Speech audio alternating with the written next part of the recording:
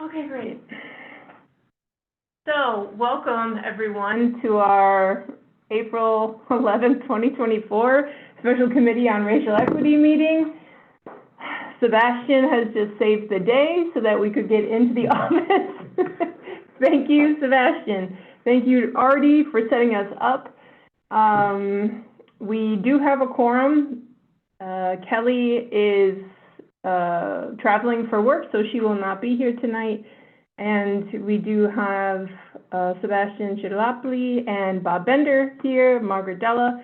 So we're gonna jump right into our conversation. So,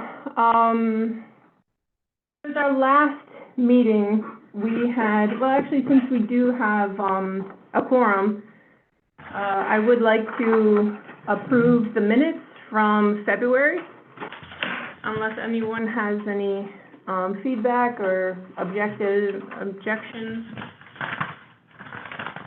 Okay. Nope. Motion to approve. Thank you. Need a second? Sure. Mm-hmm. Okay. We didn't have any, Kelly did not request EC. She did disclose that she couldn't make it tonight.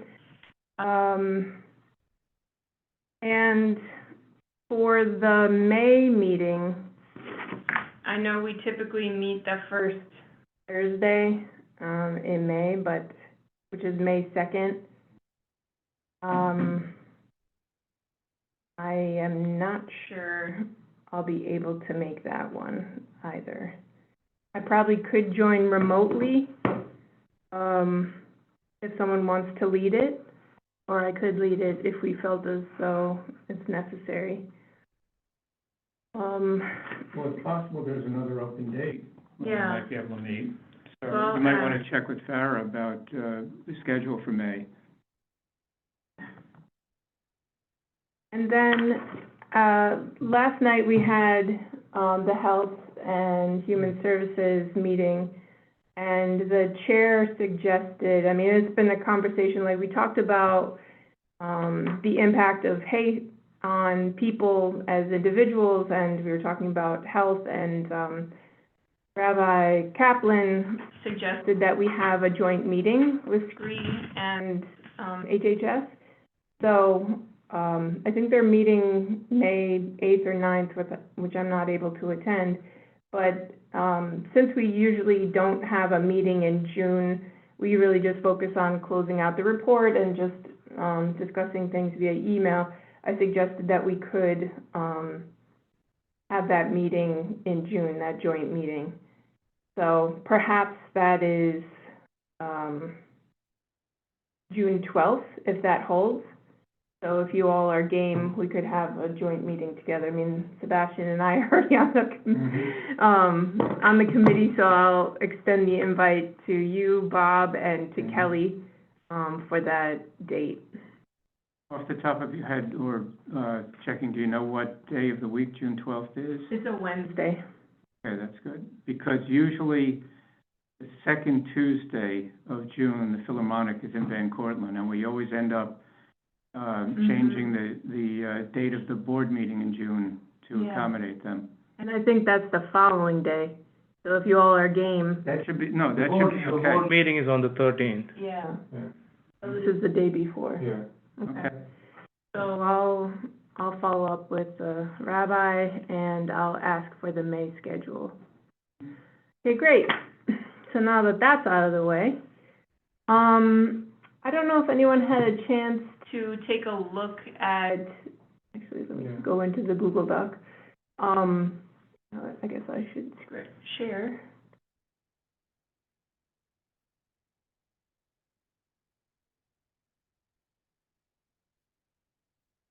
So this is sort of a beginning of this community resource document, and I think where we left off, we were looking at really highlighting district, community board 8 district organizations. And I wasn't able to get too far with that. I mean, in a lot of my, and maybe this is where we ask committees for help rather than reinventing the wheel. But I just started at a high level with New York City, New York State, resources that are available. So first off, you know, talking about how to cope with and combat hate, describing what is hate, what is a hate crime, and this is all text lifted from New York City and state websites. So, leading people into, okay, so I've determined that yes, what I experienced was a hate crime, or perhaps I've witnessed it. So what are my next steps? There are a lot of options, which I did not realize, and so listing all of these out, however people feel comfortable in finding the right outlet for them to report what they experienced through either the city level or the state level, and then for some sorts of communities, there's also specific organizations at a city level, perhaps even, you know, the Anti-Defamation League is more at, I guess this is New York, but it's a national organization with a New York headquarters, so I'm guessing that's a statewide effort, but just other ways that folks can feel comfortable in reporting their experiences. Then there are additional nonprofits or government entities that have resources for individuals who have disclosed that they've either been a victim of or witnessed a hate crime, and so I just started capturing some of these here. And that could be, you know, aid services, it could be help with, oops, I don't want to go to that link. It could be help with an attorney or legal expenses. And then, you know, this is sort of my transition into when people are really sort of at an inflection point and perhaps are struggling with their own mental health and sort of, or perhaps are at a point where there's just a lot going on for individuals, and perhaps suicide ideation is a part of what they're experiencing.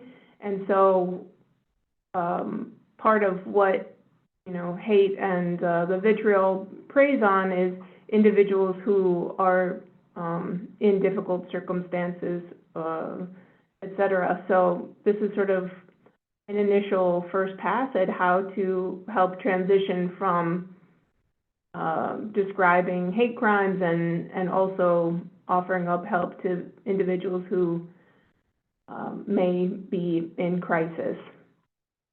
Just some general information here. I wasn't exactly sure where to put what New York City is doing to combat hate crimes, but I did find the Interagency Committee on Hate Crimes to be useful. It sort of describes a lot of different city agencies that are working to mitigate or combat hate crimes.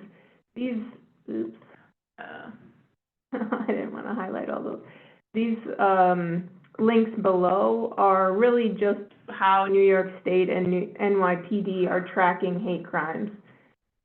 Then here I just attempted to break up resources by standing committees and community board standing committees, and perhaps we want to take a different approach on this because it's more of, I mean, the idea is that this document is for the community, it's not necessarily for the community board. Mm-hmm. So maybe we want to break this up and invert it so that, for example, like with youth, I mean, technically a lot of the same resources under education, libraries, and culture and youth would be the same. So maybe we want to say resources for youth and highlight this as, you know, speaking more to youth rather than speaking to the community board and just saying, like, you know, you can attend an education, libraries, and culture committee event or committee meeting, or a youth committee sort of at the bottom, redirecting people that they could come to the community board, but really have this document as something that's speaking to the community, not the board itself. So you're talking about just breaking out the youth separately and putting that higher up before you get to the community board committees? Well, kind of, Changing the titles here, so like here, instead of aging, maybe this is for, resources for older adults. And then instead of education and libraries, this is resources for youth. And then maybe here, we might say like, for, further discussion, attend CB8 ELC committee meetings, and then I could link, to, the page, link to the, either community board page or link to the committee page.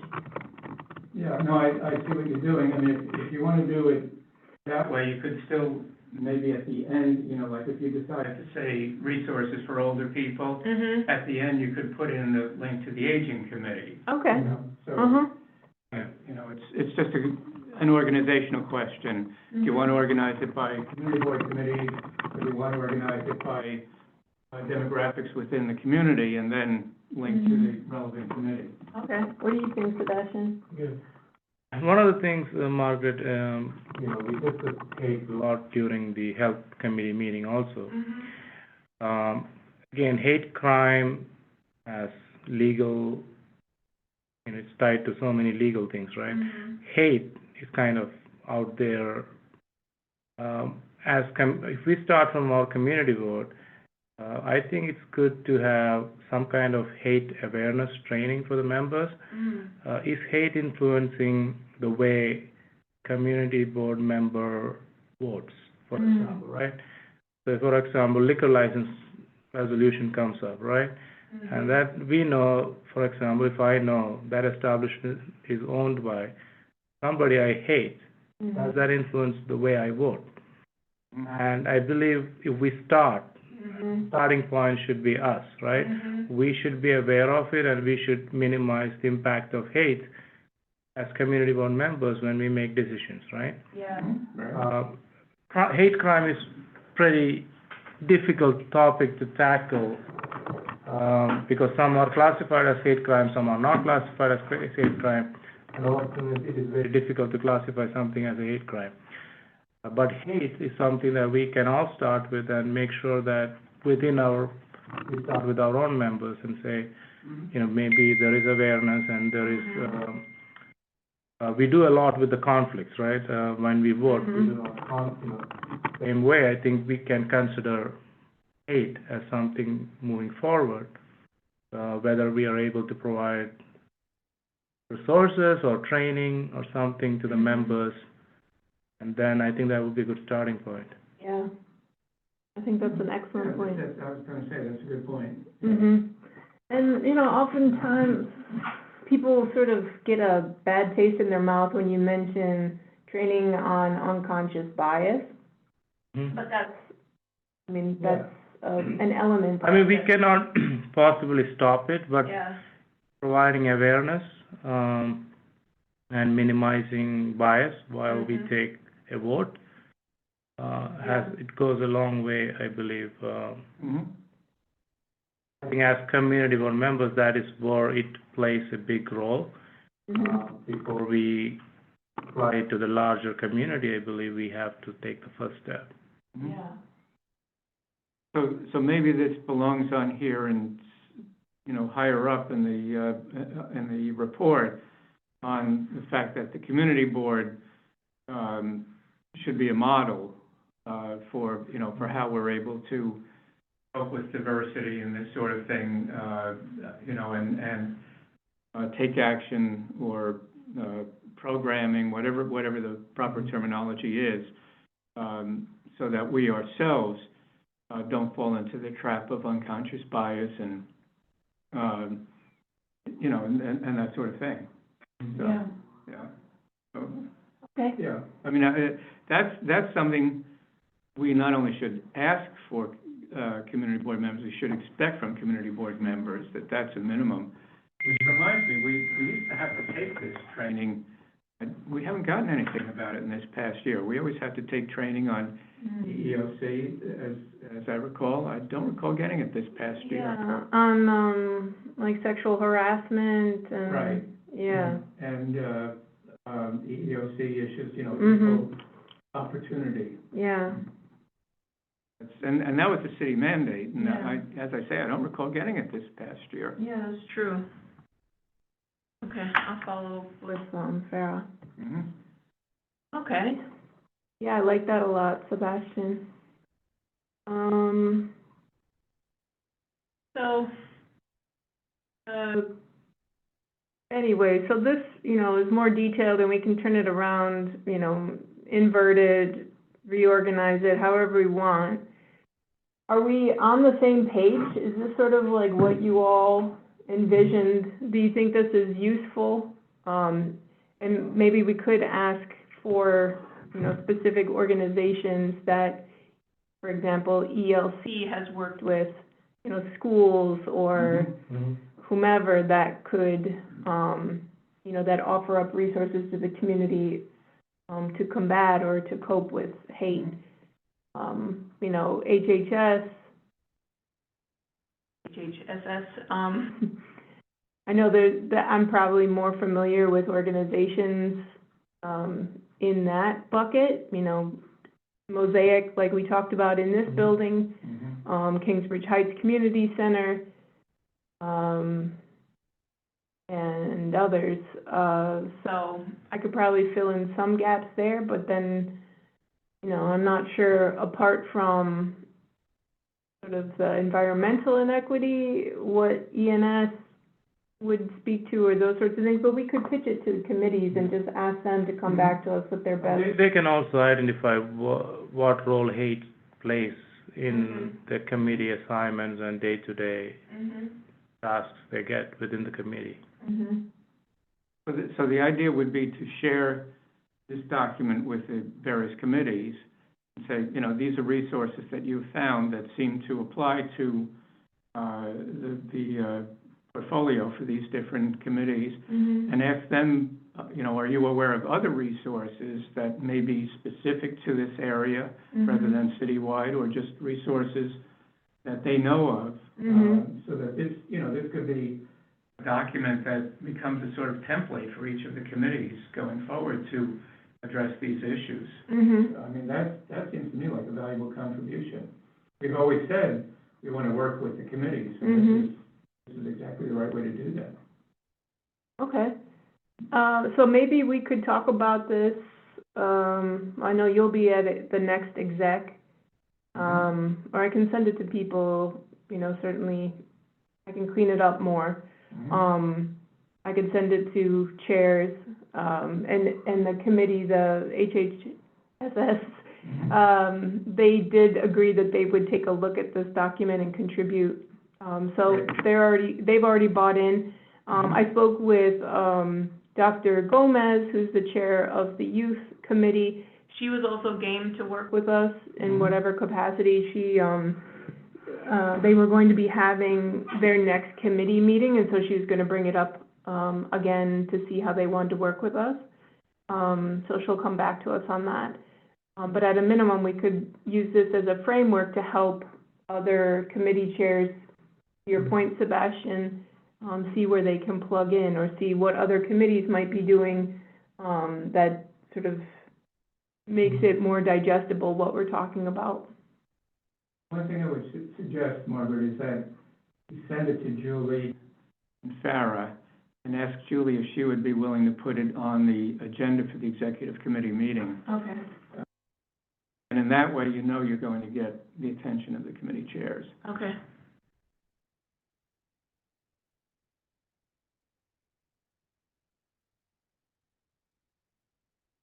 Are we, by the way, I'm just looking at the sign, are we recording this meeting?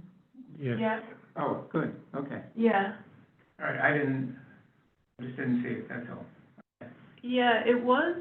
It was recording in the beginning. Uh-oh, did it stop? Oh, no, I see this button, it's still going. I was like, oh, please don't tell me. We have to start over. The green one is sharing, right? Yeah, the green one, and then there's this little red dot. Oh, That's okay, the okay. recording. Okay, got it, yeah. Yeah, thank you. Thank you for checking. Sorry for the anxiety. Apparently, I'm like very high-strung. Couldn't get in the door, falling apart, I'm a puddle. Is it recording? I'm a puddle. Oh, yeah, then it gets a lot messier from here. There's a lot here, actually under HHSS. I just didn't have a chance to sort of clean it up. And so Julie, after our previous conversation, was kind enough, you know, she was just sending me a bunch of different links, so you can see some of these are, sent from her. But yeah, there's a lot here, but, you know, I really do want to get into some, you know, housing specifically, discrimination, et cetera. So it would be great to get all of the brain trust of the committees to, help us, expand this document. And I think that's it.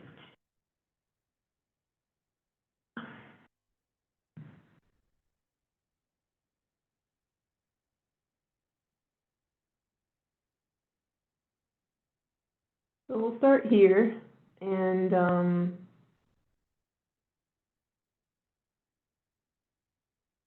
I know we did mention something, and also, Marty Wolpoff also sent me, different, speakers in the community or different, sort of thought leaders in talking about,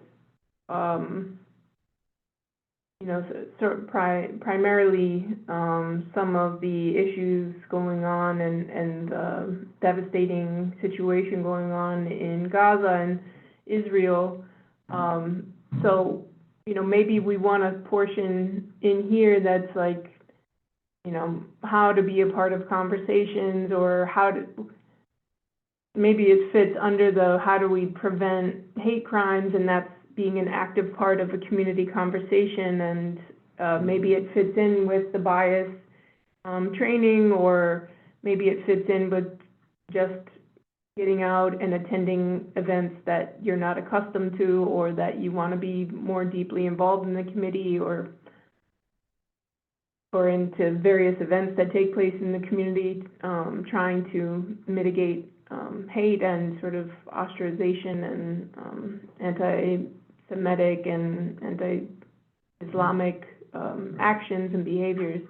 So maybe that's something, you know, I'll try to take a first pass at it, and if you all could help sort of make it feel like it fits, or how to shape it so that it makes sense, I'd appreciate it.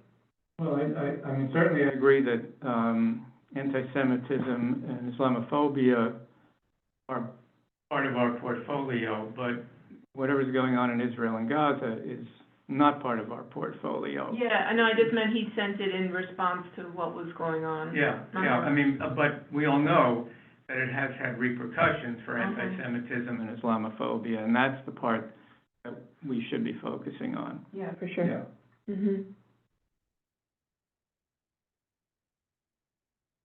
Yeah, and I think, even Councilmember Dinowitz has, done some things at local college and university campuses, on those specific issues. And go back to his staff and perhaps share information that they provided to campuses about, hate crimes, or reporting anti-Semitism, anti-Islamic, sentiment, et cetera. They might already have some resources that we could, add here. Yeah, good point. Well, his chief aide, his chief of staff, Jenna Klaus, is the person to be in touch with. Okay. Yeah. Okay.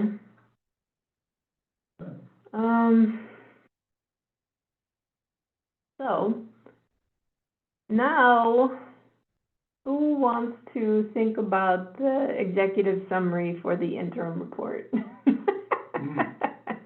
I think that's probably the next bulk thing of work that we want to focus on.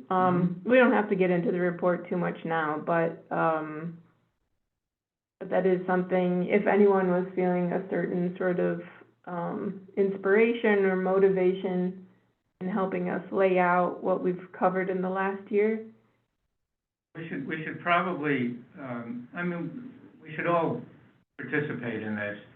And what we should do is, look at the minutes of the meetings that we've had over the year. I mean, this is a big deal right here. This alone is a very significant contribution to the community board, I believe, because this is an issue that has repercussions for a lot of the committees, for some more than others, but this is a real contribution. You know, if this is all we had, this would be significant in and of itself. Mm-hmm. I mean, I'd be happy to review the minutes from the past year and, you know, put together some ideas and, Mhm. but I think frankly, all of us could do that and, you know, Yeah. just exchange some emails about, Mhm. here are the topics we've covered over the course of the year that we think Mhm. ought to be summarized in a report. Mm-hmm. But I think this is the work around hate is something that we did, significant amount of work that we did Yeah. this year. Yeah, no, and as I say, I think this is a really major issue. Yeah. Okay. Yeah, and, you know, if nothing else, sort of this year has been, one in which we're, you know, this is like the human condition, the human plight to continue to fight against these forces in our community, and it can take place, you know, we think we've come so far in certain ways, and other ways, you know, we continue to beat back against the, same forces of. Yeah, I mean, this is perpetual. Mhm. You know, hate is never going away. It's never going to disappear. Prejudice is never going to disappear. Mhm. You know, this goes on forever. It's not as though our goal is to eliminate hate or prejudice. That's unrealistic. Mhm. Our goal is to find the resources and provide information to the community about the resources that exist, so that when these things happen, you know where to turn to get advice and counseling. Yep. Yeah. Well, that's the executive summary right there, Bob. Well, maybe that's the opening paragraph.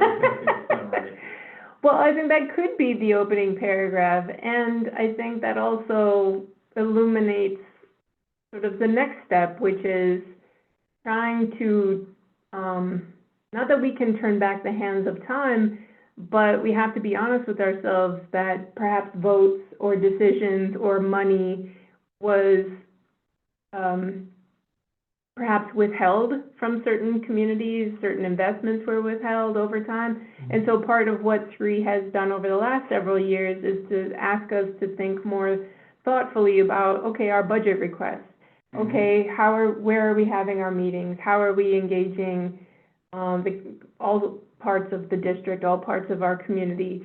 How are we talking about housing and who it impacts and who has access to it and all those sorts of things? So I think it does, you know, it's sort of like, while it all, you know, that frame might have always been sort of the cornerstone, I feel like this year sort of brings it back, to the purpose of why SCRI exists. Mhm. No, honestly, I think we've succeeded in that respect, because if you look at where the board meetings are being held, they're being held all over the community board district, Mm-hmm. Kingsbridge Heights, Kingsbridge, Riverdale, et cetera. I sit on the Parks and Recreation Committee, and we've discussed our budget priorities at the most recent meeting. We're going to finalize them at the next one. One of the factors we had was geographic diversity. You know, make sure we have a priority that's in Kingsbridge Heights, that's in Kingsbridge, that's in Riverdale, you know, and I think the other committees are doing the same thing. Mm-hmm. So, and always it was our intention, once we figured out what our role was, to work through the other committees and advise the other committees. And I really think that's taken hold. Mm-hmm. So, you know, I think one of the reasons this committee was set up was to do something that, in fact, has had an influence on all the committees. Mm-hmm.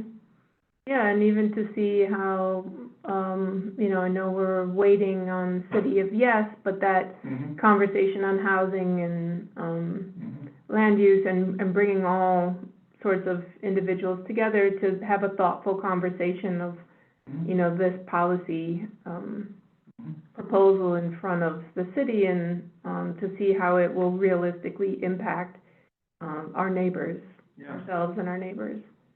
You know, Margaret, I think that when we put together this report at the end of the year, one of the things we should do is point out how various committees have in fact carried out exactly what we requested, that, you know, that they consider the community as a whole in making their requests. You know, I think we certainly want to recognize the fact that committees are really accepting and carrying out the mandate, or mandate's too strong a word, but the recommendations that we made. And that's a positive thing, and I think positive reinforcement is a valuable thing. Yeah, I agree. I think the scope of the committee, this committee is, you know, a lot of the topics we discuss is just not just racial equity, right? So I don't know if our name is appropriate, right?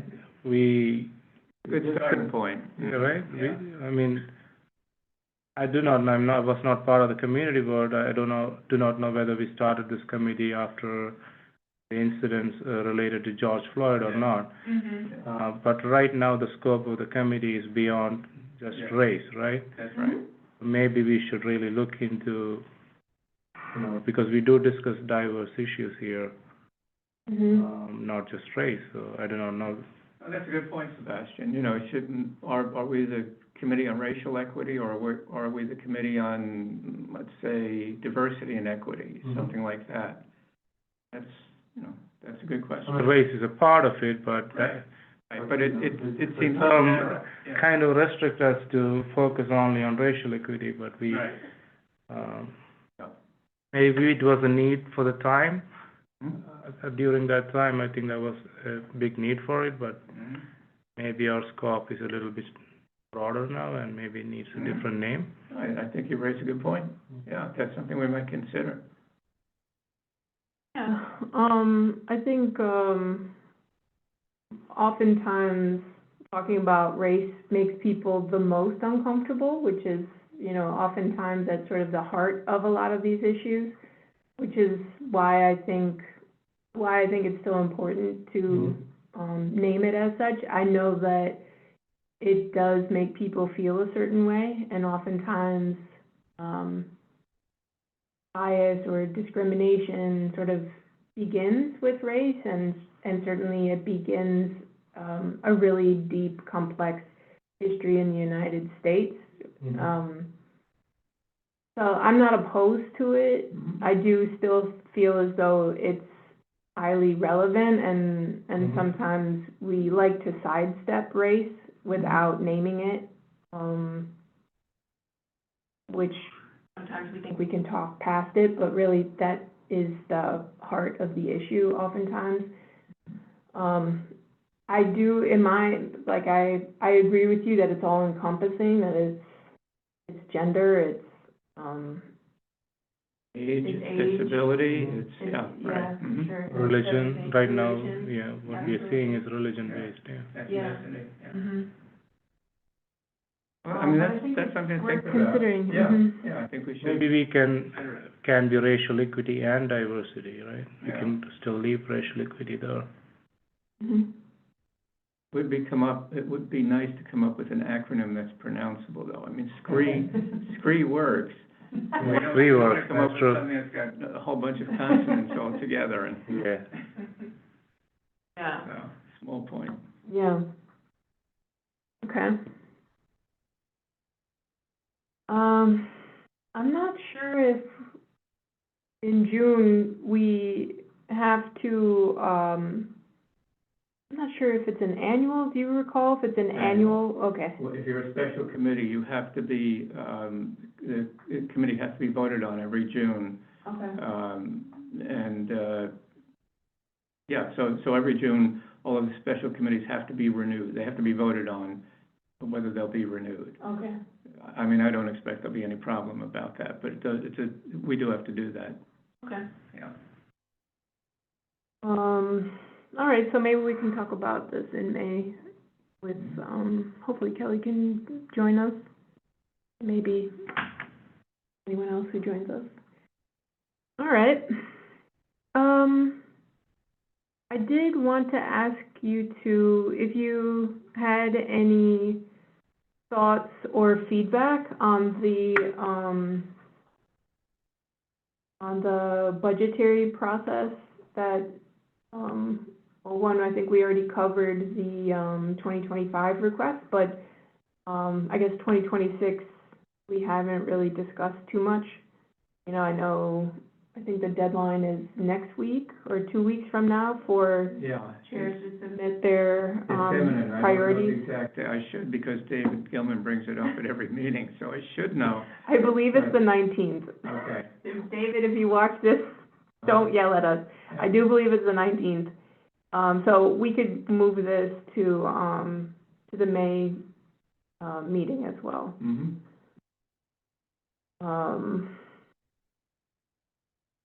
Do we know what we requested last year? Yes. Sure. There is, I can, share it with you because I'll be updating it, but we have that map of all of the fiscal year requests since 2016. Mm-hmm. So we'll almost have a decade, of mapping that. I did think that the feedback, I'm not sure which meeting we heard it at, maybe it was at exec, with the feedback from the city agencies that, you can put certain budget requests under continuous support.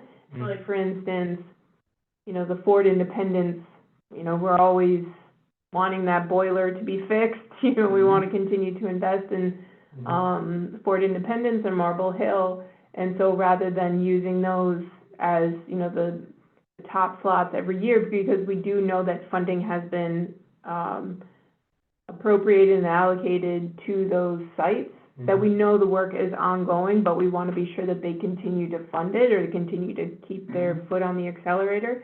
But I do think it's also important for the community that we're able to prioritize other requests, that we know perhaps haven't received, funding appropriations or otherwise.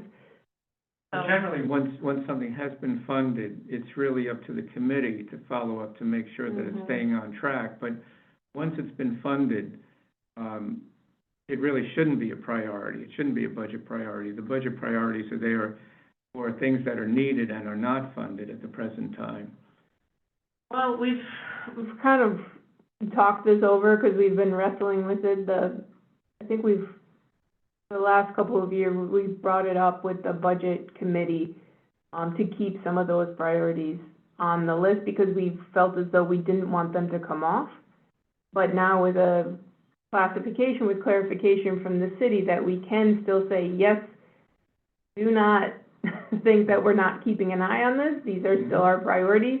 And also we have this new list of requests that we want the city to invest in. So I think that's helpful. We can talk about that at the May meeting. Okay. And then anything else that shakes out. Okay. Okay.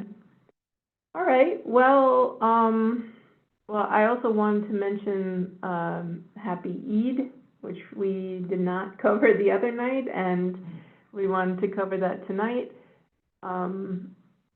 I believe we also missed, Women's History Month in the month of March, since we did not have a meeting. Were there any other things that you all wanted to cover? I thought the point of, looking at the calendar in September, or perhaps over the summer, so that we're recognizing all high holy days and, culturally significant days. I thought that was a really good, point, which I know that the office will carry forth. And so I think, you know, the only other thing I would want to say is that just encourage folks to come forward if they do know that a date falls on a holy day or a day that we have not necessarily recognized at the timing of when that holiday begins, that people let us know in advance, because we can always make adjustments. But anything else that you all wanted to cover tonight, anything else top of mind? No, I don't have anything, Okay, yeah. okay.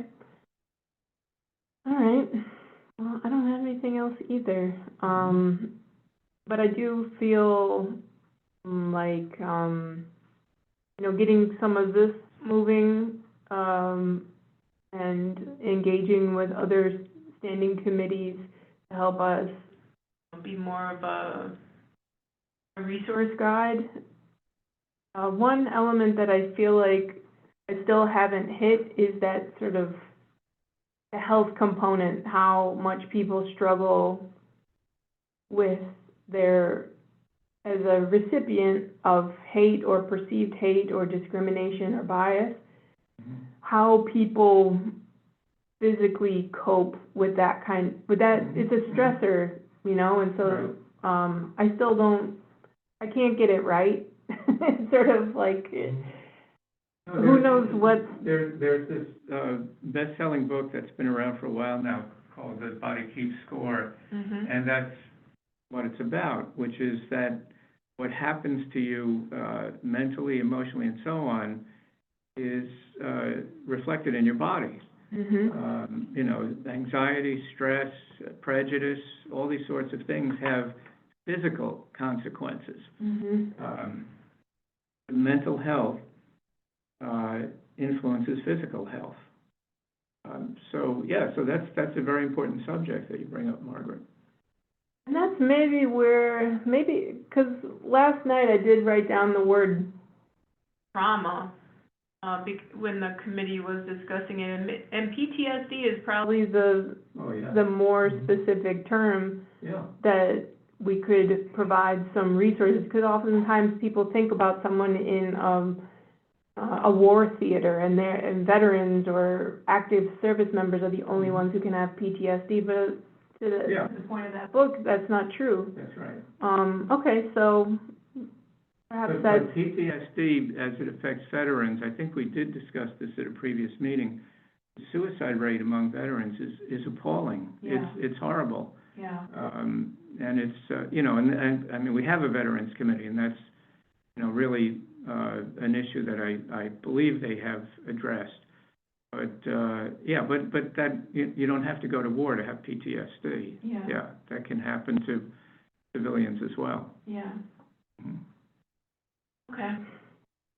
So, I'll try to get this document a little bit further. If you all could maybe take a look at it by the end of the weekend or something, and then on Monday, I can just send it to Julie.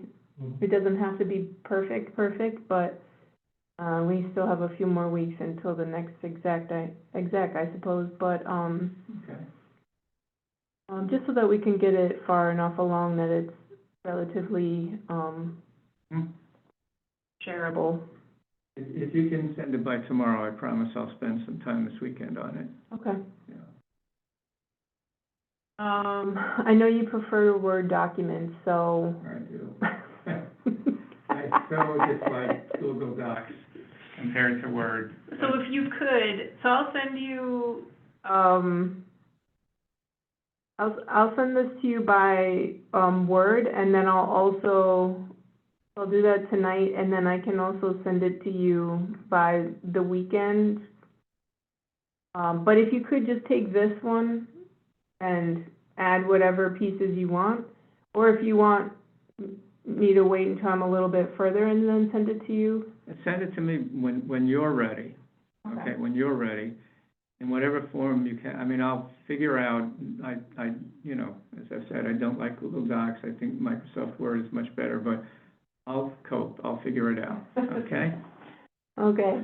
And Sebastian, you're good? Yeah. Okay. Mhm. So add whatever you think, move things around, anything you want. So I'll try to make some progress on this, by the weekend, and then I'll send you whatever I have on Sunday. And then if you wanna just take whatever time, I'll just share it with Julie, just so that she has a heads up on it, and once we're a little bit closer, Yeah. then The we earlier in can. the weekend you're able to send it, the better, Margaret. Okay. But, I understand you've got other things to do. Okay. All right. All right, great. Well, thank you very much. Thank you for being here. Thanks for helping us get in. Sure. All right, good night, everyone.